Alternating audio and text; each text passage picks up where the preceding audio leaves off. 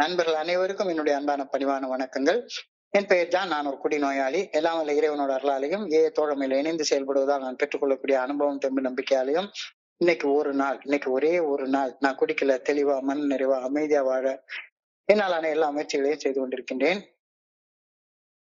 நண்பர் பிராங்க்லின் குறிப்பிட்டது போல கோயம்புத்தூர் ஒருங்கிணைப்பு குழு மனசாட்சியின் தீர்மானத்தின் அடிப்படையில இரவு 9 to 10 நடத்துற இந்த ஆன்லைன் மீட்டிங்ல 24 hours a day அப்படின்ற புத்தகத்துல இருந்து 24 மணித்துளிகள் ஒரு நாள் அப்படின்ற புத்தகத்துல இருந்து ஒவ்வொரு நாளும் ஒரு பக்கமாக எடுத்து வாசிச்சு விளக்கம் பார்த்து கலந்தாய்ச்சி இந்த கூட்டத்தை நடத்தி கொண்டிருக்கின்றோம்.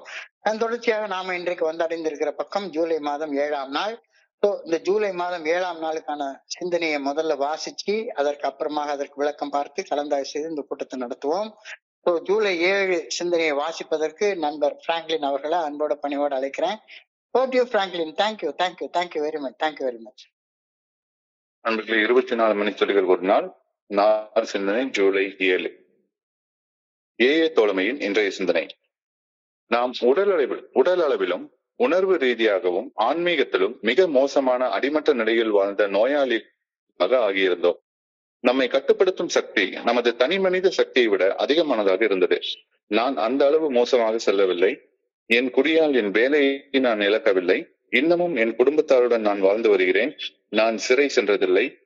மேற்சொன்னவை உண்மையாகவே இருக்கலாம். நான் சில நேரங்களில் அளவுக்கு அதிகமாய் குடித்துவிட்டு ஒரு மிருகம் போல் நடந்து கொண்டதுண்டு. இருப்பினும் என் குடியை கட்டுப்படுத்த முடியும் என்ற கோணத்தில் நாம் சிந்தித்தோம். நம்மை குடிநோயாளிகள் என ஒருபோதும் நாம் நம்பவில்லை. இப்படி கூறிய குடிநோயாளிகள் பலர். நானும் இப்படி சிந்தித்த மனிதன் என்றால் என் சிந்தனை இன்று மாறியுள்ளதா? இன்றைக்கான தியானம்.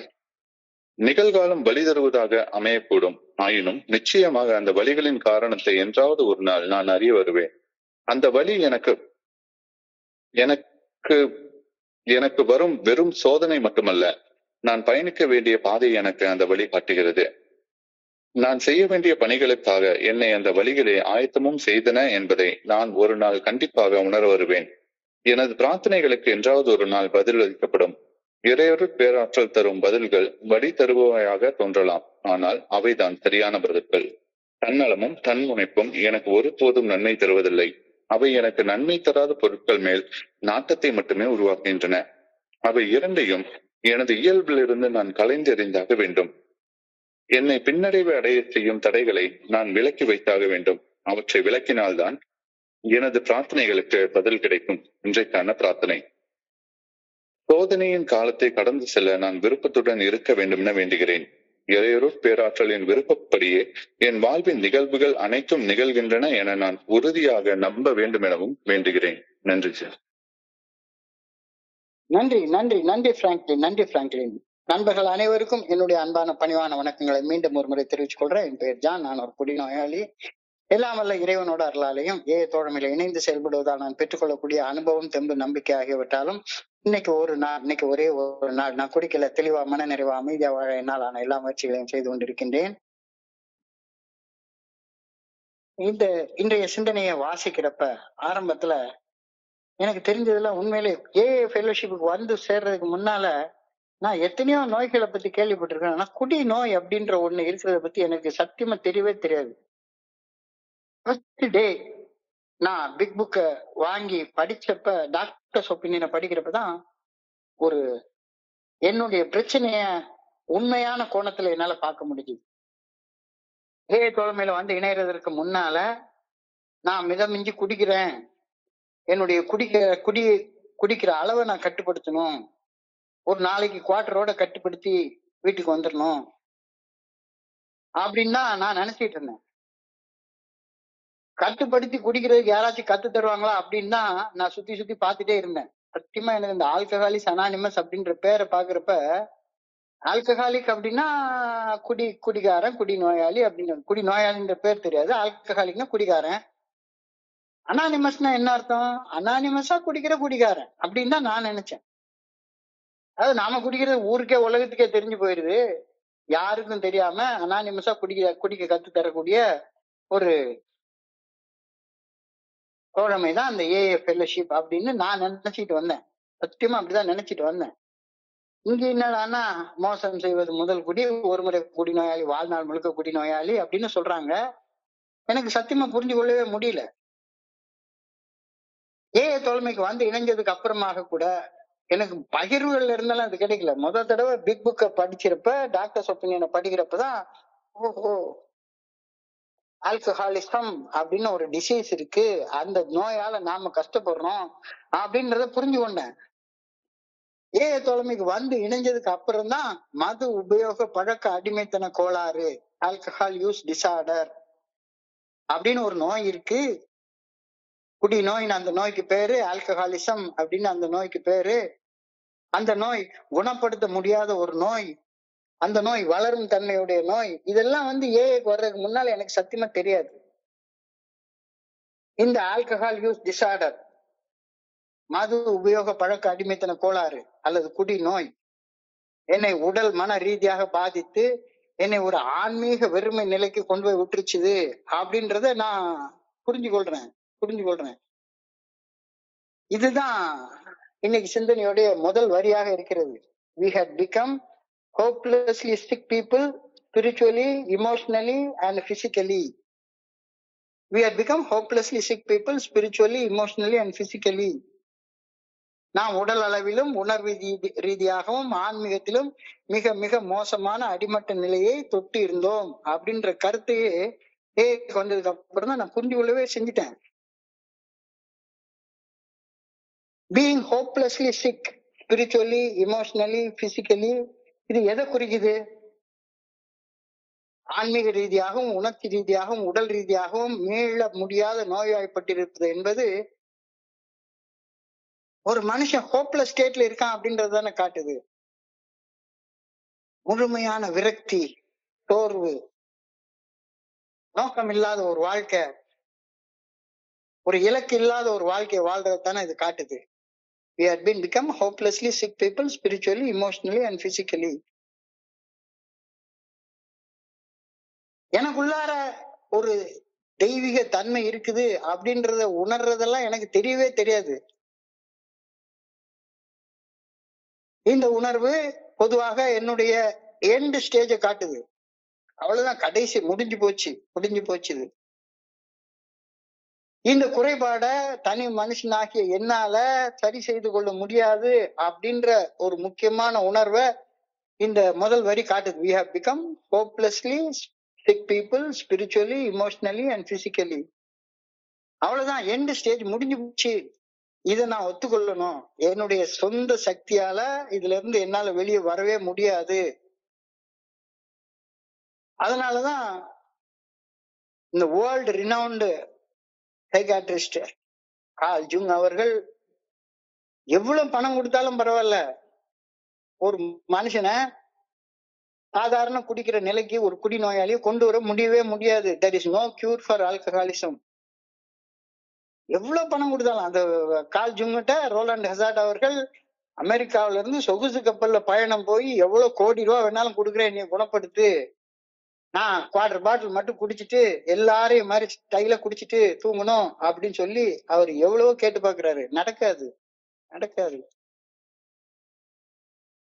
இதோடைய முக்கியமான அம்சம் என்னன்னு பார்த்தோம்னா, spiritually we are ill, feeling the darkness of heaviness, purposelessness and emptiness. ஆன்மீக ரீதியாக மனசு இருட்டா இருக்கு, மனசு நிறைஞ்ச குற்ற உணர்ச்சி, பாரம், எந்த இலக்கு நோக்கி பயணிக்கிறோன்றே தெரியவே இல்லை, எவ்வளவு பிரார்த்தனை பண்ணாலும் பயன் இல்லைன்றது தெரியுது. இது போன்ற ஒரு உணர்வு உண்டாகுது. ரெண்டாவது emotionally deep, often unnameable pain, overwhelm, anxiety and depression. உணர்ச்சி ரீதியாக கடைசி நேரத்துல எல்லாம் பார்த்தா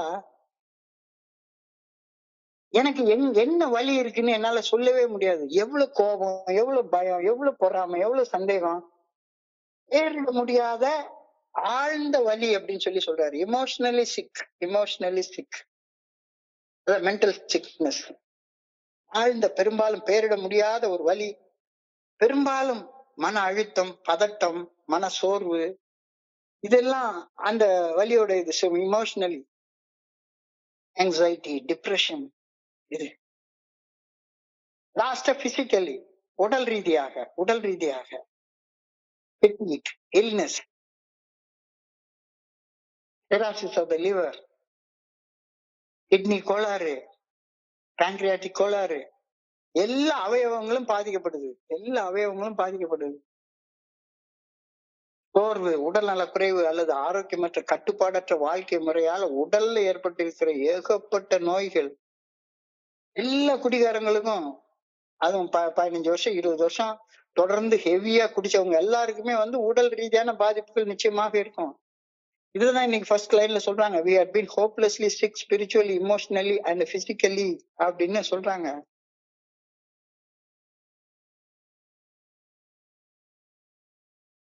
இந்த அவலமான நிலையில இருந்து வெடி வர்றதற்கு சரண்டர் அது ரொம்ப முக்கியமான ஒரு அம்சம். சரண்டர் இல்லைன்னா நான் என்னுடைய தனி மனித சக்தியால கண்டிப்பா வெளியே வரவே முடியாது. Surrender and recovery. என்னுடைய இந்த பழக்க அடிமைத்தனம், செயல் அடிமைத்தனம், இதுல இருந்து நான் வெளியே வர்றதற்கு என்னை விட உயர்ந்த சக்தியுடைய உதவி இல்லாம என்னால வெளியே வர முடியாது அப்படின்றத ஒப்புக்கொள்ளணும். எவ்வளவு போராடினாலும் சரிதான், தலைகீழ நின்று தண்ணி குடிச்சாலும் சரிதான், உன்னால கட்டுப்படுத்தி குடிக்க முடியாதப்பா. You have been so hopelessly sick. Spiritual renewal எனக்கு தேவைப்படுது. ஆன்மீக ரீதியாக நான் ஒரு ரீபர்த்துக்கு வந்தாகணும். அதனாலதான் நம்ம ஏஏல உள்ள குடிக்காம இருக்கிறனால பிறந்த நாள் அப்படின்னு கொண்டாடுறோம். We have to be born again in the spirit of God. இது ஒரு ஆன்மீக உதவி இல்லாம, என்னை விட உயர்ந்த சக்தியின் உதவி இல்லாம நான் சராசரி நிலைக்கு திரும்ப முடியாது. சிம்டம்ஸ் மட்டும் குணப்படுத்திட்டு நான் முழுசா குணமடைஞ்சிட்டேன் அப்படின்னு சொன்னா சரிதான். நான் நிறைய பேரை பார்த்துருக்கிறேன். நிறைய ஒய்ஃப் சொல்லிருக்காங்க, இந்த ஆள் 25 வருஷமா குடிக்கல, ஆனா குடிக்கிறப்ப இருந்ததை விட மோசமா இருக்கான்பா அப்படின்னு சொல்லியிருக்கிறாங்க. நிறைய நேரத்துக்கு கேள்விப்பட்டிருக்கிறேன்.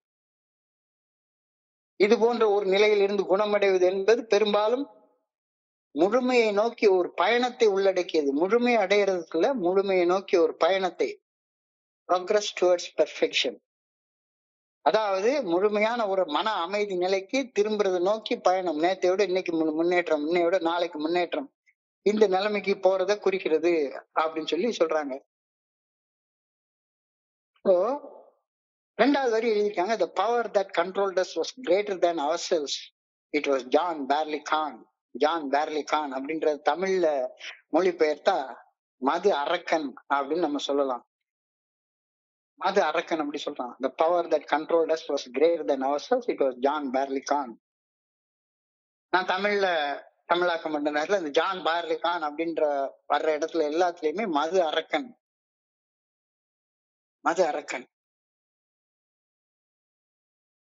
இது ஆல்கஹாலிக்ஸ் அனானிமஸ்ல இந்த பேர் அடிக்கடி குறிப்பிடப்படுகிறது, ஜான் பார்லி கான் அப்படின்ற. அதாவது ஒரு தீய சக்தி குறிப்பிடுறதுக்கு அந்த பேரை குறிப்பிடுறாங்க. இந்த மது அருந்தும் பழக்க அடிமைத்தன கோளாறுல இருந்து விடுபடுவதற்கு, அந்த மது அடிமைத்தன பழக்க கோளாறுனா நம்மளை அடிமைப்படுத்தி வச்சிருக்கிற இந்த மது அரக்கன். இந்த குடி பழக்கத்தின், இந்த குடி நோய் மீதான கட்டுப்பாட்டை இழப்பதற்கு நாம எத்தனையோ காரணம் சொல்லிக்கிறோம். எல்லாமே போலியான காரணங்கள், பொய்யான காரணங்கள். ஆனா இதுல இருந்து விடுபடுறதற்கு ஒரே வழி நம்பிக்கை அடையிறது மட்டும்தான். இந்த alcohol is cunning, baffling and powerful. அப்படின்னு சொல்றாங்க. மது தந்திரமானது, திகைப்பூட்டுவது, சக்தி வாய்ந்தது அப்படி சொல்றாங்க. மது இந்த அசாதாரண திரவத்துக்கு என்ன சக்தி இருக்கு? குடிச்சாதானே உள்ளுக்குள்ளார போய் அது கோளாற காட்டுது. ஆனா குடிக்காம இருக்கிறப்பையும் எனக்குள்ளார உள்ள அந்த அப்சஷன், மது வெறி, மது குடிக்கணும்ன்ற அதிதீவிர மன வெறி, இந்த மன வெறியத்தான் அரக்கன்னு சொல்றாங்க, ஜான் பார்லி கான் அப்படின்னு சொல்றாங்க. இந்த ஜான் பார்லிகான் அப்படின்றது ஒரு நாடகத்துல வரக்கூடிய ஒருத்தனுடைய உள்ளுக்குள்ளார இருக்கக்கூடிய ஒரு பர்சனாலிட்டியை குறிக்கிறதுக்காக டாக்டர் ஜாக்லன் ஹைட் அப்படின்னு சொல்ற மாதிரி ஜான் பார்லிகான் ஒரு மனுஷனுக்குள்ளார உள்ள மது அரக்கத்தனமான வெறி கொண்ட ஒரு கேரக்டர் குறிக்கிறதுக்காக அந்த வார்த்தை பயன்பட்டிருக்கிறது. இந்த மது அரக்கன்ட்ட இருந்து விடுபடணும் அப்படின்னு சொன்னா ஒரே வழி சரண்டர் டு ஹையர் பவர். வேற வழியே கிடையாது. ஏஏ தோழமையின் 12 படிகள் அடங்கிய மீட்படையும் செயல் திட்டத்தின் சூழலில் யோசிச்சு பாக்குறப்ப குடிநோய் உள்ள ஒருத்தர் வெளிப்புற சக்தியால கட்டுப்படுத்தப்படுகிறார். அதாவது நான் இந்த மதுவை குடிச்சே தீரணும் அல்லது இந்த செயல் அடிமைத்தனமான செயலை செஞ்சே தீரணும் அப்படின்ற ஒரு சக்தியால கட்டுப்படுத்தப்படுகிறார். அந்த கட்டுப்பாட்டு அந்த அடிமைத்தனத்துல இருந்து வெளியே வர்றதுக்கு அவர் முதல்ல நான் தோத்து போயிட்டேன் அப்படின்ற தோல்வியை ஒப்புக்கொள்ள வேண்டும் அப்படின்றத எடுத்து காட்டுது. ஒரு குடிக்கிற மனுஷன், ஒரு குடி நோயாளி தனக்குள்ளார இருக்கக்கூடிய குடி வெறிக்கு எப்பவுமே அடிமையாக இருந்துட்டே இருக்கான். எப்பவுமே அடிமையாக இருந்துட்டு இருக்கான். இப்போ அந்த சக்திக்கு அப்பாற்பட்ட ஒரு சக்தியோட உதவி தேவையில்லாம இது வர முடியாது. சோ இதைத்தான் இன்னைக்கு 2வது வேர்ட்ல சொல்லியிருக்காங்க. The power that controlled us was greater than ourselves. It was John Barleycorn. It was John Barleycorn அப்படின்ற கருத்து இன்னைக்கு சொல்லப்பட்டிருக்கிறது. சோ நம்மை கட்டுப்படுத்தும் சக்தி நமது தனி மனித சக்தியை விட அதிகமானதாக இருந்தது. அந்த சக்திக்கு பேர் தான் மது அரக்கன், அரக்கத்தனமான ஒரு குடி வெறி. ஆனா என்கிட்ட தனியா கேட்டா நான் என்ன சொல்லுவேன்? நான் ஒன்னும் அந்த அளவுக்கு மோசமாலாம் போல. என்னோட மோசமானவன் எத்தனையோ பேர் இருக்கான். நான் ஒன்னும் அந்த அளவுக்கு மோசமாலாம் போல. Many drinkers have said, I have not gone that far. எனக்கு வேலை போல, பொண்டாட்டி போல, நான் இன்னும் சம்பாதிச்சிட்டு இருக்கிறேன். நான் என்ன ஓம் பணத்திலயா குடிச்சேன்? நான் சம்பாதிக்கிறேன், நான் குடிக்கிறேன். ஏன் பணம், நான் குடிக்கிறேன். என் பொண்டாட்டி என்னோட தானே உட்கார்ந்துட்டு இருக்கா, இன்னும் டைவர்ஸ் ஆகல. நான் சிறைச்சாலைக்கு போனது இல்லைல்ல, என் மேல எந்த கிரிமினல் கேஸும் இல்லைல்ல. அப்போ என்னால கட்டுப்படுத்திட முடியும். நான் ஒன்னும் வேற யாரையும் மாதிரி மது அரக்கனுக்கு அடிமைப்பட்டவன்லாம் கிடையாது. என்னால என்னைய கட்டுப்படுத்திக்க முடியும் அப்படின்னு நீ சொல்றது ஓரளவுக்கு உண்மையாவே கூட இருக்கலாம். உண்மையாவே கூட இருக்கலாம்.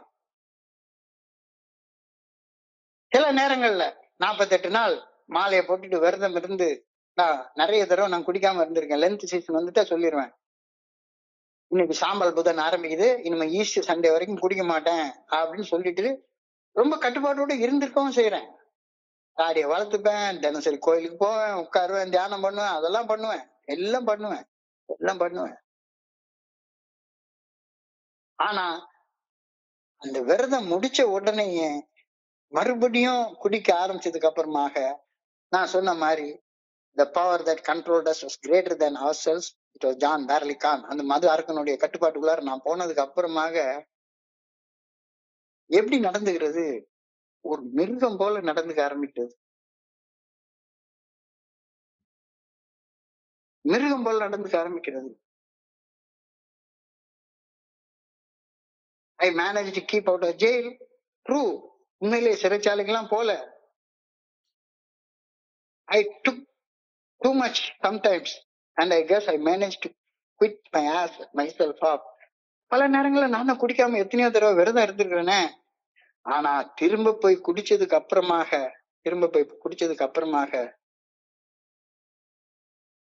நான் ஒரு மிருகம் மாதிரி நடந்துக்க ஆரம்பிக்கிறேன். சாதாரண மனுஷன் மாதிரி நடந்துக்கிறதே கிடையாது. ஒரு ஆல்கஹாலிக், அந்த உள்ளுக்குள்ளார இருக்கக்கூடிய அந்த ஜான் பார்லிகான், அந்த மது அரக்கன் ஒரு மிருகம் மாதிரி என்னைய மாத்திரும்.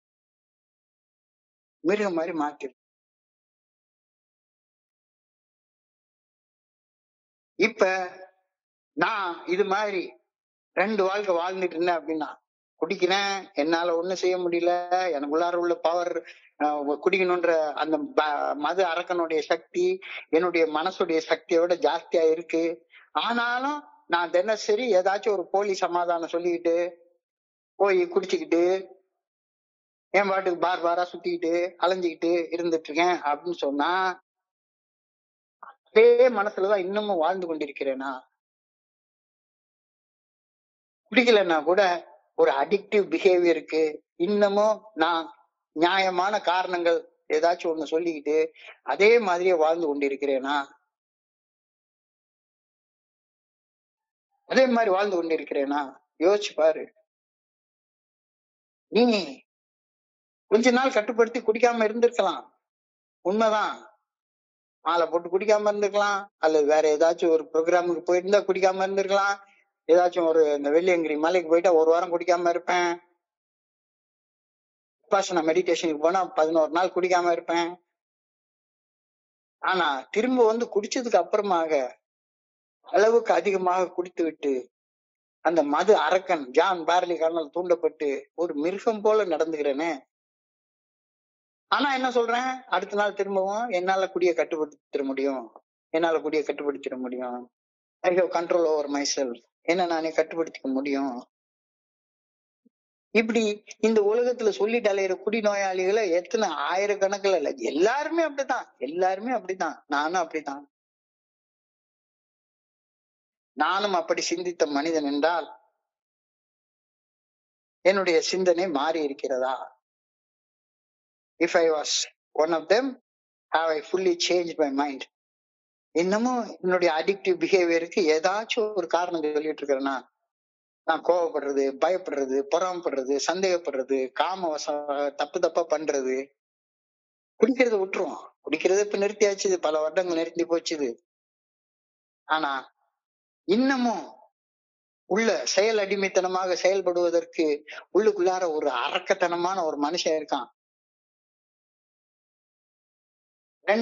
ரெண்டு செல்ஃப். ஒண்ணு வெளியே காட்டிக்கிற முகமூடி, டாக்டர் ஜக்கல் அண்ட் ஹைட் அப்படின்னு சொல்லுவாங்க.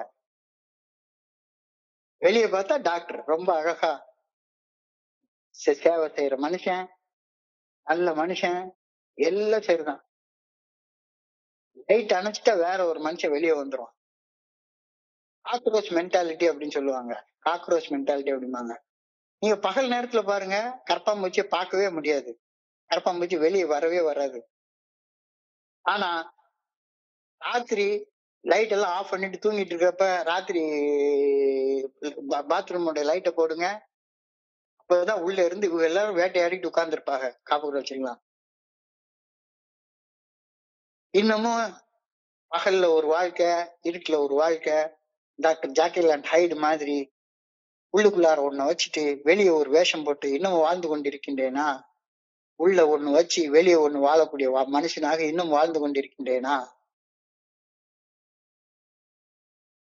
வாழ்ந்து கொண்டிருக்கிற அப்படின்னு சொன்னா மறுபடியும் நீ தியானத்துக்கு கடந்து போ, தியானத்துக்கு கடந்து போ.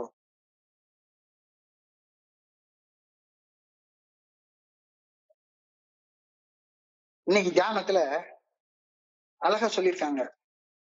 நீ தியானத்துடைய முதல் வரி, painful as present times may be, you will one day see the reason for it. அதாவது ஸ்பிரிச்சுவாலிட்டியோட ஹையஸ்ட் ஃபார்ம் ஆஃப் வேர்டு.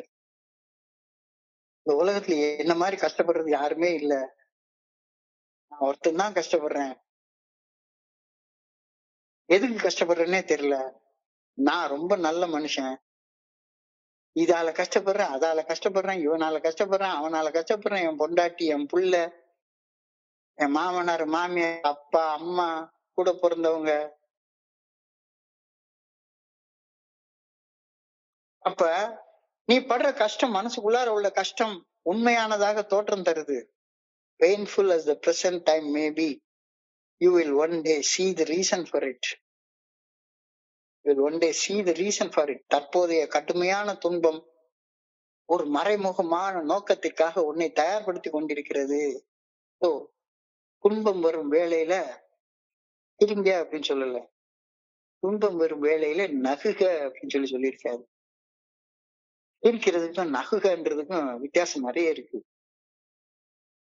நானே எனக்குள்ளார தலையில மண்ணள்ளி போட்டுப்பேன், தலையில அப்புறம் தலை அரிக்குதுன்னு சொல்லுவேன் அப்படின்னா மண்ணள்ளி போட்டுற செயலை நான் நிறுத்தணும் தானே.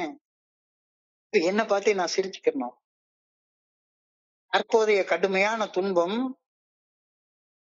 அந்த துன்பத்தை விளைவித்தவன் நான் என்ற அந்த உண்மையான நோக்கத்தை தெரிஞ்சு கொண்டுட்டா, என்னுடைய எதிர்கால வாழ்க்கைய வளர்ச்சிக்கு அந்த புரிந்து கொள்தல் ஒரு தயாரிப்பாக செயல்படுகிறது அப்படின்ற கருத்து இன்னைக்கு சொல்றாங்க. Painful as the present may be, you will one day see the reason for it. The reason for it. நான் கடவுள்கிட்ட வேண்டிக்கிட்டே இருக்கிறேன். இந்த நோய் இருக்கு, அந்த நோய் இருக்கு, இவ்வளவு பிரச்சனை இருக்கு, அவ்வளவு பிரச்சனை இருக்கு, எதுவுமே போக மாட்டேங்குது.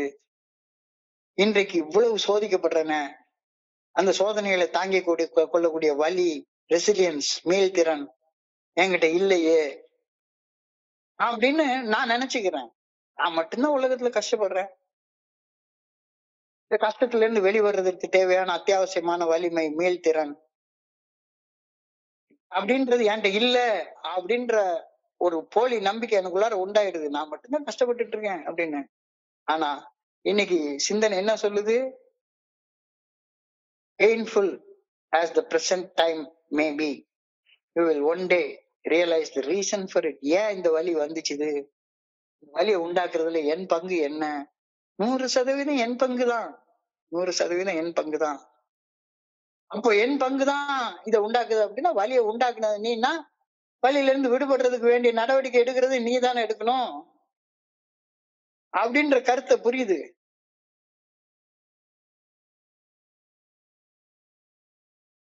சிரமத்தின் வழியாக வளர்ச்சி. growth through difficulty. growth through difficulty. The struggles faced today are not wasted. They are refining character and strengthening me. அதாவது ஒரு அங்கத்துல இருந்து அழுக்கு நீக்கணும்னா அதை நெருப்புல போட்டு உருக்கி எடுத்தாதான் அது போகும். இரும்ப ஸ்ட்ராங் பண்ணணும்னா சிரமத்தின் வழியாக வளர்ச்சி. இன்னைக்கு நான் சந்திக்கக்கூடிய போராட்டங்கள் வீணாகிறது கிடையவே கிடையாது. இன்னைக்கு நான் சந்திக்கக்கூடிய ஸ்ட்ரகிள் எல்லாமே என்னுடைய குணத்தை செம்மைப்படுத்தி என்னுடைய மனசுல மேலும் மேலும் மேலும் வலிமை உண்டாக்குறதுக்கு ஆண்டவன் கொடுக்கக்கூடிய வாய்ப்பு.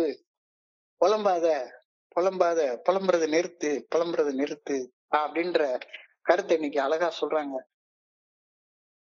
Perspective shift. நீ பாக்குற கண்ணோட்டத்துல ஒரு மாற்றத்தை கொண்டு வா. What currently feels like a distraction is often a necessary dismantling to prepare for a better future. இன்னைக்கு தியானத்துல ரொம்ப அழகாக சொல்லியிருக்கு. தற்போது என்னை அழித்து கொண்டிருக்கக்கூடிய வலி அப்படின்னு எனக்கு தோணுது. ஆனா பெரும்பாலும் இது என்னவாக இருக்கும் அப்படின்னா, ஒரு சிறந்த எதிர்காலத்திற்கு தயாராவதற்கான அவசியமாக தேவைப்படும் வலுவூட்டும் ஒரு நிகழ்ச்சியாக இருக்கிறது அப்படின்ற கருத்தை அழகா சொல்றாரு. Painful as the present may be, you will one day realize that. Reason for that. நான் தான் அது காரணம்ன்றது உனக்கு ஒரு நாள் இல்லாட்ட ஒரு நாள் தெரிய வரும். காலம் அந்த பாடத்தை கற்பித்து கொடுக்கும். திரும்பி பார்க்கும்போது பெரும்பாலும் குணமடைதல் நிகழ்கின்றது. வலிக்கான காரணத்தை திரும்பி பார்த்து துல்லியமாக கண்டுபிடிக்கும் போது, அந்த வலியை உருவாக்குன செயல்களை செய்யறதுல நிறுத்தும் போது குணமடைதல் நிகழ ஆரம்பிக்கின்றது. அப்ப மகிழ்ச்சிக்காக போராட கடினமான தருணங்கள் எனக்கு கத்து கொடுத்தன அப்படின்றத நானே தெரிஞ்சுப்பேன். அழகா நான் ஒரு வாழ்க்கைன்ற அருமையான போராட்டத்தை போராடி முடிச்சிருக்கேன். வாழ்க்கைங்கிறது ஒரு அழகா ஒரு பெரிய வெள்ளைக்கார அறிஞர் சொல்லியிருக்கிறாரு, உடம்புல ஒரு சிராய்ப்பு கூட இல்லாம பணம் மாதிரி போய் கல்லறையில படுத்துக்கிறதுக்காக இந்த உடம்பு கொடுக்கப்படல. போராடி போராடி போராடி போராடி கடைசியில என்னுடைய துன்பங்களுக்கு எல்லாம் காரணம் நான் தான் அப்படின்ற அந்த உண்மையான தீதும் நன்றும் அடுத்தவங்க தந்து வரவே வராது, என்னாலதான் வந்தது, இவ்வளவு காயங்கள், இவ்வளவு இதுவும் என்னை நானே குத்திக்கிட்டது, வெட்டிக்கிட்டது, எவன் என்னை குத்தல வெட்டல ஒண்ணுமே செய்யல, நான் தான். காலம் இந்த பாடத்தை கத்துக் கொடுக்கும். உன்னுடைய வாழ்க்கையை திரும்பி பார்க்கும்போது பெரும்பாலும் குணமடைதல் நிகழ்கின்றது. அப்பொழுது மகிழ்ச்சிக்காக போராட கடினமான தருணங்கள் எனக்கு கற்றுக் கொடுத்தன அப்படின்றத நான் தெரிஞ்சுக்குவேன். எனக்கு ஏன் இந்த பெயின் வந்துச்சுது, இந்த வலி வந்துச்சுது அப்படின்றதுக்கான காரணம் எனக்கு இன்னைக்கு வர்ற இந்த வலி ஒரு ஒளிமயமான எதிர்காலத்துக்கு என்னை தயார்படுத்தப்படக்கூடிய ஒரு பயிற்சியாக மட்டும்தான் எனக்கு கொடுக்கப்பட்டது ஆண்டவனால அப்படின்றது நிச்சயமாக. ஒரு ஜிம்முக்கு போறோம், ஒர்க் அவுட் பண்றோம். ஒர்க் அவுட் பண்றப்ப கம்ஃபர்டபுளா சுகமா யாருக்கு இருக்கும்? சுகமா யாருக்குமே இருக்காது. யாருக்குமே இருக்காது. யாருக்குமே இருக்காது. ஒருத்தன் 9.2 செகண்ட்ல 100 மீட்டர் தூரத்தை ஓடுறான். வெறும் 9 செகண்ட்ல ஓடுறான். இந்த 9 செகண்ட்ல ஓடுறதுக்கு அவன் தன்னைத்தானே தயாரிச்சு கொள்றதுக்கு எவ்வளவு வலிகள் அனுபவிச்சிருப்பான் அப்படின்னு யோசிச்சு பார்த்தா, எஸ், வலிகளின் நோக்கம் ஒரு ஒளிமயமான எதிர்காலத்திற்கு என்னை தயார்படுத்தும் ஒரு சோதனையாக செயல்படுகின்றது. ஒரு பெரிய நேர்மறையான கதையின் தற்காலிகமான நிகழ்வு தான் எனக்கு ஏற்படக்கூடிய வலிகள். இந்த வலிகள் வாழ்க்கையில ஒரு கடினமான பகுதி தான். ஆனாலும் நம்பிக்கையை தக்க வைத்துக் கொண்டு தளர விடாமல் இதுல நான் மேல போனோம் அப்படின்ற கருத்து இங்க தெளிவாக அழகாக சொல்லப்பட்டிருக்கிறது. Painful as present time may be, you'll one day see the reason for it. நிகழ்காலம் வலி தருவதாக அமையக்கூடும், ஆயினும் நிச்சயமாக அந்த வலிகளின் காரணத்தை என்றாவது ஒரு நாள் நான் அறிய வருவேன். கண்டிப்பாக அறிய வருவேன். You will see that it was not only testing but also a preparation for the life work which you are to do. அடுத்த வரி ரொம்ப அழகாக சொல்லப்பட்டிருக்கிறது.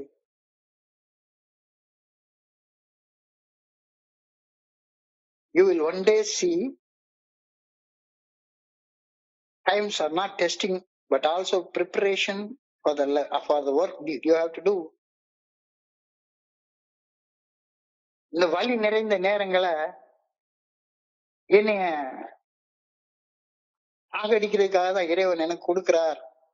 கடவுள் எனக்கு எதுக்கு இவ்வளவு சோதனையை கொடுக்கிறார் அப்படின்னு நான் நினைக்கிற நேரத்துல அழகா சொல்றாங்க, வேதனையான காலங்களை வெகும் சகிப்பு தன்மைக்கான சோதனையாக கருதாமல் நீங்கள் வாழ வேண்டிய வாழ்க்கைக்கான ஆழ்ந்த பயிற்சியாக, ஆழ்ந்த நன்றியேற்றுதலாக, ஆழ்ந்த தயாரிப்பாக பார்ப்பது பாதிக்கப்பட்ட மனநிலையிலிருந்து மீண்டு வருவதற்கு உனக்கு உதவும். இந்த தியானத்தை மிகவும் ஆழமான மற்றும் ஊக்கமளிக்கக்கூடிய ஒரு கண்ணோட்டம் இந்த கண்ணோட்டம்.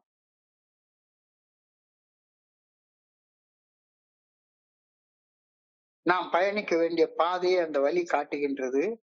செய்ய வேண்டிய பணிகளுக்காக என்னை அந்த வழிகளே ஆயத்தமும் செய்கின்றன அப்படின்னு சொல்றாரு. அப்ப இந்த ஆங்கிள் பாக்குறது வலி என்னைய தயாரிக்கிற ஒரு விஷயம் அப்படின்ற கோணத்துல நான் பார்த்தேன்னா, ஒரு அழகா இன்னும் ஒரு டாக்டர் சொல்லுவாரு, இந்த அம்மை நோயெல்லாம் வந்துட்டா பயங்கர வலியா இருக்கும். ஆனா ஒரு டாக்டர் என்கிட்ட சொன்னாரு, ஒரு தடவை சின்ன வயசுல அம்மா போயிடுச்சுதானா உன் பாடியில உள்ள நிறைய கிருமிகள் செத்து போய் நீ பயங்கர ஸ்ட்ராங்கா மாறிடுவ, அதுக்கப்புறம் அம்மா உனக்கு வராதுன்னு சொல்லுவாரு. மஞ்சக்காமால வியாதி வந்தாலும் சரிதான், எந்த வியாதிகள் வந்தாலும் சரிதான், வலி வந்தாலும் சரிதான், நான் ஏதோ தேவையில்லாத ஒன்ன உள்ள விட்டுருக்கேன், அதனால அதை வெளியேற்றுறதுக்கு உடம்பு போராடுது. அதை புரிஞ்சுக்கோ, என்ன தப்பு நான் பண்ணதுனால எனக்கு வலிக்குது அப்படின்னு யோசிச்சு பாரு. ஏன் தப்பால இல்ல, நான் ஒரு தப்பும் பண்ணவே இல்லை, எல்லாமே அவன் பண்ணா இவன் பண்ணா அது பண்ணிச்சு இது பண்ணிச்சதுன்னா உனக்கு நன்றியே கிடையாது. வேதனையான காலங்களை வெறும் சகிப்புத்தன்மைக்கான சோதனையாக கருதாமல் நீங்கள் செய்ய வேண்டிய வாழ்க்கை பணிக்கான ஆழ்ந்த தயாரிப்பாகவும் ஆழ்ந்த நன்றி அறிதலாகவும் பார்ப்பது உன்னைய நிறைய மாத்தும். ஏன் குடி நோயால கஷ்டப்படுறேன், என்னை இன்னைக்கு இந்த அளவுக்கு ஒரு மகிழ்ச்சியான வாழ்க்கை வாழ வைக்கிறதுக்காக அன்னைக்கு நான் கஷ்டப்பட்டேன், அந்த கஷ்டத்துக்கு எல்லாம் நன்றி சொல்றேன். மூத்த நண்பர் அழகா சொல்லுவாரு, நான் குடி நோயாளி ஆனதுக்கு நன்றி சொல்றேன். காரணம் என்னன்னா, குடி நோய் தான் எனக்கு என்னை ஏஏல கொண்டு சேர்த்தது. ஏஏல கொண்டு சேர்த்ததுக்கு அப்புறம் தான் எனக்கு இந்த வாழ்க்கை பாடமே எனக்கு தெரிஞ்சுது. இந்த 12 படிகள் அடங்கிய மீட்படையும் செயல் திட்டமே அதனாலதான் எனக்கு தெரியவே வந்துச்சுது. இது ரொம்ப ரொம்ப ரொம்ப ரொம்ப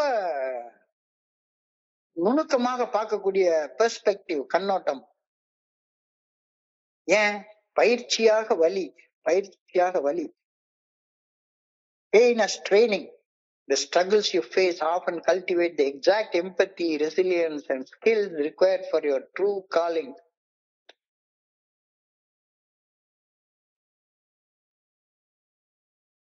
ரொம்ப ஒரு டீப்பான தாட்டு கொடுக்குறாங்கல்ல, யோசிச்சு பாருங்க. நான் எதிர்கொள்ளக்கூடிய போராட்டங்கள் பெரும்பாலும் என்னை, என்னுடைய சுய பச்சாதாபம், என்னுடைய பயம், பொறாம, எல்லா நெகட்டிவிட்டில இருந்து என்னை விடுவிச்சு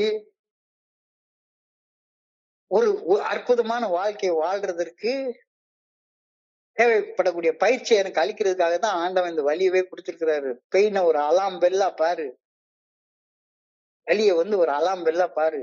என்னமோ தப்பு செய்யற, அதனால வலிக்குது. என்ன தப்புன்னு பாரு. உனக்குள்ளார தப்ப பார்க்காம, உனக்கு வலிக்குதுன்னா தப்பு உனக்குள்ளார தானே இருக்கு. எனக்கு வலிக்கிறதுக்கு இன்னொருத்தன் எப்படி காரணமாக இருக்க முடியும்? நான் எனக்கு வலிக்குதுன்னு இன்னொருத்தங்க கிட்ட காரணத்தை தேடிட்டே இருக்கிறேன். அப்போ வலியுடைய நோக்கமே எனக்கு தெரியாம போயிருது. எனக்கு வலிக்குதுன்னா எனக்கு அந்த காரணத்தை எனக்குள்ளார தேடணும். எனக்கு தானே வலிக்குது. எனக்கு ஏத்த மாதிரி இருக்கிறவனுக்கு வலிக்கலையே. அப்ப அந்த காரணத்தை எனக்குள்ளார நான் தேடணும். அப்ப என்னுடைய நோக்கத்தை செம்மைப்படுத்துவதற்காக இந்த வழி எனக்கு கொடுக்கப்பட்டிருக்கிறது அப்படின்ற கருத்தை சொல்றாரு. Refining my purpose. நான் ஏதோ தப்பான நோக்கத்தோட செயல்பட்டு இருக்கிறேன். அந்த தப்பான நோக்கத்துல இருந்து சரியான நோக்கத்துக்கு என்னை கொண்டு வர்றதுக்காக ஒரு அலாம் அடிக்கிறாரு ஆண்டவர். Refining my purpose. Difficult times strip away what was superficial, leaving me with a clear understanding of what actually matters. என் நோக்கத்தை செம்மைப்படுத்துவல். கடினமான காலங்கள், எனக்கு வலி, வேதனை, துன்பம், துயரம், பிரச்சனை இதெல்லாம் வர்றப்ப நான் சூப்பர்ஃபிஷியலா வாழ்ற, மேலோட்டமாக வாழ்ற வாழ்க்கையில இருந்து விலகி உண்மையிலேயே வாழ்க்கையில எது முக்கியமானது அப்படின்ற புரிதலை எனக்கு இந்த வலி, வேதனை கொடுக்குது. உன்னுடைய குடி நோயில இருந்து நீ இதெல்லாம் புரிஞ்சுக்கோ. ஏன் இவ்வளவு வலிய வேதனையை நான் அனுபவிச்சேன்றதை புரிஞ்சுக்கோ. நல்லா புரிஞ்சுக்கோ. the why behind the work. ஒரு செயல் செய்யறேன்னா ஒரு செயல் செய்யறதுக்கு பின்னால ஏன் இந்த செயலை செய்யறன்ற கேள்வி உனக்கு நீயே கேட்டுப்போ. Often the work we meant to do is to help others navigate the same pain we have already overcome. அழகான வழி ஏய தோழமையில சொல்லக்கூடிய வழியை சொல்லியிருக்காங்க. பெரும்பாலும் நாம் ஏற்கனவே கடந்து வந்த அதே வழிய இப்ப கஷ்டப்படுற ஒரு மனுஷன் கடந்து சென்றுகிட்டு இருக்கிறான். அந்த கடந்து செல்றதுக்கு உதவுறதுக்காகத்தான் உனக்கு ஆண்டவர் அன்னைக்கே அந்த வழியை கொடுத்திருக்கிறாரு. சோ அனுபவம், திரும்ப நம்பிக்கையை பகிர்ந்துக்கோ. அதாவது என்கிட்ட ஒரு ஆரம்ப காலகட்டத்துல ஒரு பேம்ப்ளெட்டை மொழிபெயர்க்க கொண்டாந்து கொடுத்தாங்க. 1997 நண்பர் ரெங்கராஜன், இப்ப அவர் இறந்து போயிட்டாரு. அவர் அமெரிக்கா போயிட்டு கன்வென்ஷன் ஒண்ணுல ஒய் வி ஆர் சோசன் அப்படின்ற ஒரு பேம்ப்ளெட் எழுதி கொடுத்திருந்தாரு. அந்த பேம்ப்ளெட்ல எழுதியிருந்தது, நான் அனுபவிச்ச வலி, வேதனை, துன்பம், துயரம், பிரச்சனை, சிக்கல் எல்லாத்துக்கும் ஒரு மீனிங்க ஏய கொடுத்துருச்சுது. என்ன, உனக்கு வலிய வேதனையை கொடுத்து அந்த வலி வேதனைய கஷ்டப்படுற இன்னொரு மனுஷன்ட்ட நீ பகிர்ந்து கொள்ளும் போது அந்த மனுஷனுக்கு வரக்கூடிய அகால மரணத்தை தடுக்கக்கூடிய மாபெரும் ஆற்றல ஆண்டவர் உன்ட்ட கொடுத்திருக்கிறார் அப்படின்றார். இந்த மாபெரும் ஆற்றல பெரிய பெரிய போப்பாண்டவர்களுக்கும் ஆச்சாரியார்களுக்கும் பெரிய பெரிய பெரிய பெரிய பேத்தாலஜி படிச்ச டாக்டர்களுக்கோ, எம்எஸ் சோசியல் ஒர்க்குக்கோ, அல்லது பெரிய பெரிய அரசியல் தலைவர்கள், பிரைம் மினிஸ்டர், பிரசிடென்ட்டுக்கு எவருக்கும் கொடுக்கவே இல்லை. நான் அந்த வலிய வேதனையை அனுபவிச்சு கடந்து வந்திருக்கிறேன். என்ன மாதிரி வலி வேதனை அனுபவிச்சுட்டு இருக்கக்கூடிய மனுஷங்கிட்ட நான் என்னுடைய அனுபவம், திரும்ப நம்பிக்கையை பகிர்ந்து கொள்றப்ப அவன் செத்துக்கிட்டு இருக்கிற சாவுல இருந்து காப்பாற்றப்படுகின்றான். அப்ப நான் அனுபவிச்ச வலி, வேதனை, துன்பம், துயரம், பிரச்சனை எல்லாத்துக்கும் ஒரு அர்த்தம் உண்டாயிருது. என்னுடைய கடந்த காலம்தான் உண்மையில் என்னுடைய உந்து சக்தி என்பதை உணர்த்துகின்ற ஞானத்தை இந்த வார்த்தைகள் எனக்கு சொல்லுது அப்படின்னு சொல்றாரு. You will see painful times was not only testing but also appreciation for the life work that you are to do.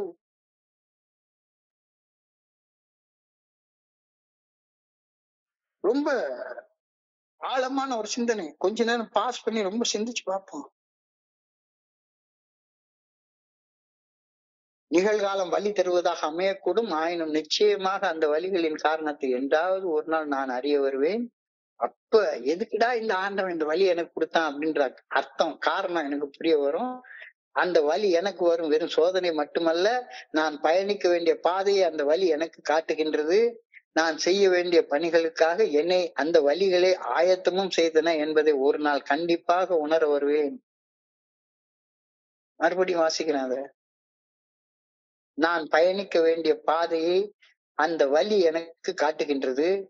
குடிநோய் தான் நான் பயணிக்க வேண்டிய பாதை எனக்கு காட்டுச்சுது.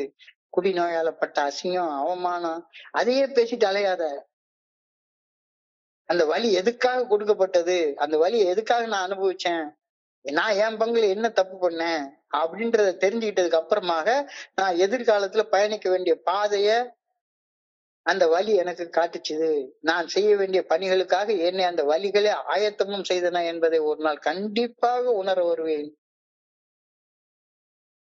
நிச்சயமாக your prayers will be answered.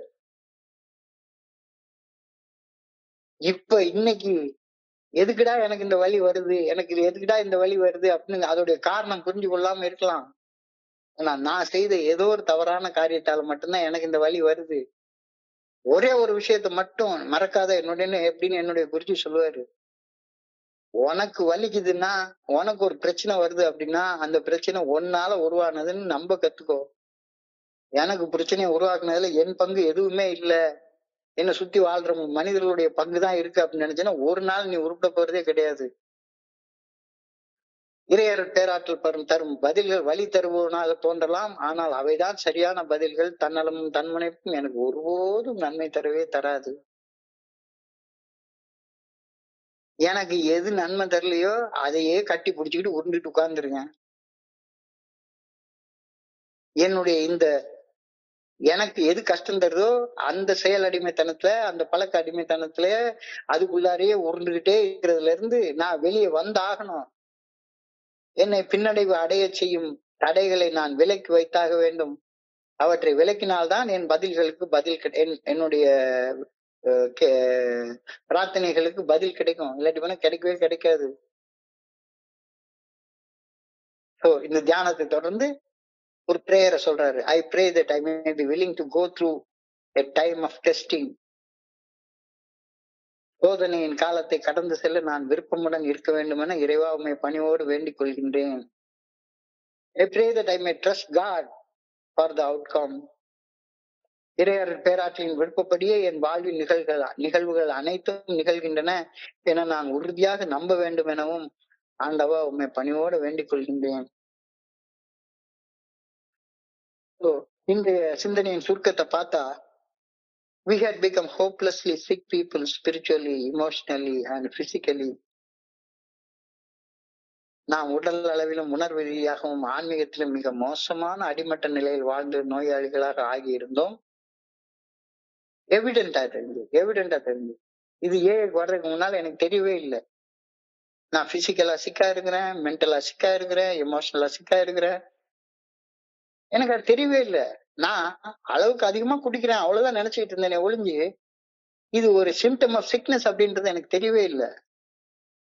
அப்ப இந்த சிக்னஸை உருவாக்குறது எனக்குள்ளார இருக்கக்கூடிய ஜான் பேர்லி கான் அந்த சிக்னஸை உருவாக்குறது அதான். The power that controlled us was greater than ourselves. It was John Barleycorn. அந்த குடி வெறி பிடிச்ச அந்த மது அரக்கன் தான் என்னுடைய மனசக்திகளோட ஜாஸ்தியாக இருந்தது. ஆனா நான் என்ன சொல்லிட்டு இருக்கேன், ஏய் அவனை விட நான் மோசமா குடிச்சிருக்கேன். அவன் குடிச்சிட்டு அவனுக்கு வேலை போயிடுச்சு, பணம் இல்ல, 10 லட்ச ரூபாய் கடன் வந்திருக்கு, அவன் தூக்கு வாங்கிட்டு தொங்கிட்டான். நான் அந்த லெவல்ல எல்லாம் இல்லல்லப்பா. என் பொண்டாட்டி இன்னும் கூட இருந்துட்டு தான் இருக்கா, எனக்கு சமைச்சு சாப்பாடு போட்டுட்டு இருக்கா, எனக்கு வேலை போல, என் மேல ஒண்ணு கிரிமினல் கேஸ் எல்லாம் இல்ல, நான் ஒண்ணு சிறை தண்டனை எல்லாம் அனுபவிக்கல. ரைட். அப்பப்ப நான் கட்டுப்படுத்திக்கிறேன் தானே. ஆனா கட்டுப்படுத்திக்கிற 40 நாள் மாலை போட்டு கட்டுப்படுத்திக்கிற, 48 நாள் மாலை போட்டு கட்டுப்படுத்திக்கிற, 49வது நாள் ஏன் மிருகமா மாறிடுற? ஏன்னா உனக்கு உள்ளார உள்ள மது அரக்கனை நீ ஐடென்டிஃபை பண்ணிக்கவே இல்லை. அந்த ஜான் பேர்லிக்கான ஐடென்டிஃபை பண்ணிக்கவே இல்லை. இன்னமும் இது மாதிரி நான் என்னால கட்டுப்படுத்த முடியும் அப்படின்னு சொல்ற மனுஷனாக இருந்தால் யூ தியானத்துக்கு கடந்து போ. இன்னைக்கு தியானம்லாம் அந்த அந்த வார்த்தைகள்லாம் ரொம்ப ஆழமான வார்த்தைகள். இந்த நிகழ்காலம் உனக்கு வலி நிறைந்ததாக தோன்றலாம். ஆனா என்னைக்காவது ஒரு நாளைக்கு ஏன் இந்த வலி எனக்கு வந்துச்சுது அப்படின்ற காரணத்தை நீ தெரிஞ்சுப்ப. Painful as the present time may be, you will one day see the reason for it. கண்டிப்பாக உனக்கு தெரியும் நிகழ்காலம் வலி தருவதாக அமையக்கூடும். ஆனால் நிச்சயமாக அந்த வலியின் காரணத்தை என்றாவது ஒரு நாளைக்கு நீ தெரிஞ்சுப்ப. அந்த வலி உனக்கு எதுக்கு கொடுக்கப்பட்டது, உன்னைய புடம் போடுறதுக்காக கொடுக்கப்பட்டது அப்படின்றத தெரிஞ்சுப்ப. உன்னை அழிக்கிறதுக்காக கொடுக்கப்படல. ரொம்ப மோசம் போயிட்டு உன்னுடைய உடல் அழிச்சிரும். உன்னுடைய ஆன்மா ஒரு நாள் அழியாது. நீ இருக்க போற காலத்தை பயனுள்ள வகையில வாழ்றதுக்காக, இல்ல நீ எங்கேயோ தப்பா போயிட்டு இருக்க அப்படின்றத உணர்த்துறதுக்காக ஒரு அலாம் பெல் அடிக்குது. அதுதான் அந்த வலி. நான் செய்ய வேண்டிய பணிகளுக்காக அந்த வலிகள் தான் என்னை தயாரிக்கின்றன அப்படின்றத ஒரு நாள் கண்டிப்பாக உணர வருவேன். இப்போ உன்னுடைய பிரார்த்தனைகளுக்கு நீ பிரார்த்தனை என்ன, நான் நல்லா இருக்கணும் நல்லா இருக்கணும்னு தானே பிரார்த்தனை பண்ற. வாழ்க்கை நல்லா இருக்கணும். ஆனா தப்பான பிரார்த்தனை என்ன, எனக்கு இது கிடைச்சா நான் நல்லா இருப்பேன். ஒரே நான் நல்லா இருக்கணும் அவ்வளவுதானே. நல்லா இருக்கிறதுக்கான எல்லா முகாந்திரங்களும் உனக்கு ஏற்கனவே கொடுக்கப்பட்டிருக்கிறது புரியாததாலதானே என்னால நல்லா இருக்க முடியல. இறையாற் பேராற்றல் உனக்கு கொடுக்கக்கூடிய பதில்கள் வழி தருவனவாக தோன்றலாம். ஆனால் அவைதான் சரியான பதில்கள். தன்னலமும் தன்முனைப்பும் என்னுடைய selfishness and self centredness will never give a right answer to me. மேலோட்டமா வாழ்க்கையை பார்க்காத. சோ என்னை பின்னடைவு அடைய செய்யும் தலைகளை நான் கடந்து வந்தாதான் ஆகணும். எத்தனை பின்னடைவுகள் உருவாகுது முதல்ல, அதுக்கப்புறமா மறுக்கும் தன்மை, டினையல்ஸ், இப்ப பார்த்தாலும் கோவப்பட்டு இருக்கிறது, பயப்பட்டு இருக்கிறது, புறாமப்பட்டு இருக்கிறது, காமவசப்பட்டு இருக்கிறது. இதுல இருந்து வெளியே வந்தாதானே ஆகணும். அவற்றை விலைக்கு வைத்தால் தானே எனக்கு பிரார்த்தனைக்கு பலன் கிடைக்கும். கோபத்தை கெட்ட வார்த்தையே பேசிக்கிட்டே இருக்கிற வரைக்கும் உன்னுடைய பிரார்த்தனைக்கு என்ன பலன் கிடைக்கும்? பயத்துல ஓடி ஓடி ஒளிஞ்சிட்டே இருக்கிறது, காமம் வந்துட்டா ரூம பூட்டி போட்டு போன் பிக்சர் பார்த்துட்டே இருக்கிற வரைக்கும் உன்னுடைய பிரார்த்தனைக்கு எப்படி பலன் கிடைக்கும்? சோதனையின் காலத்துல நிச்சயமா சோதனைகள் நிறைய வரும். சோதனையின் காலத்தை கடந்து செல்ல நான் விருப்பமுடன் இருக்க வேண்டும் என ஆண்டவா பணியோட வேண்டிக் கொள்கின்றேன். இறையற் பேராற்றின் விருப்பப்படியே என் வாழ்வின் நிகழ்வுகள் அனைத்தும் நிகழ வேண்டும் என உறுதியாக நான் நம்ப வேண்டும் எனவும் ஆண்டவா வேண்டிக் கொள்கின்றேன். அழகான prayers. I pray that I may be willing to go through a time of testing. I pray that I may trust God for the outcome. இன்றைய பேராற்றலின் விருப்பப்படி என் வாழ்வின் நிகழ்வுகள் அனைத்தும் நிகழ்கின்றன என்று நான் உறுதியாக நம்ப வேண்டும். அவர் என்னை நல்லதுக்காகத்தான் எழுத்துட்டு போறாரு, அழைச்சிட்டு போறாரு அப்படின்னு உறுதியாக நான் நம்பணும் அப்படின்னு இன்னைக்கு தாட், மெடிடேஷன் அண்ட் பிரேயர் எல்லாமே சொல்லுது. இன்றைய பகுதியை படிக்கிறப்ப என் மனதை கடந்து சென்ற சிந்தனைகளை உங்களோட பகிர்ந்து கொள்ள இந்த நல்ல வாய்ப்பு உருவாக்கி கொடுத்த இந்த குழுவிற்கு என்னுடைய மிக பணிவான நன்றிகளை தெரிவித்துக் கொள்றேன். பொறுமையாக கேட்ட ஒவ்வொரு நண்பருக்கும் என்னுடைய பணிவான நன்றிகள். இன்றைய இரவு பொழுது நண்பர்களுக்கு இனிமையான இரவாக அமையணும்னு இறைவனை பணியோட வேண்டிக் கொள்கின்றேன். நன்றி நன்றி நன்றி நன்றி நன்றி நன்றி நன்றி. வாழ்க வையகம், வாழ்க வளமுடன். Thank you so much.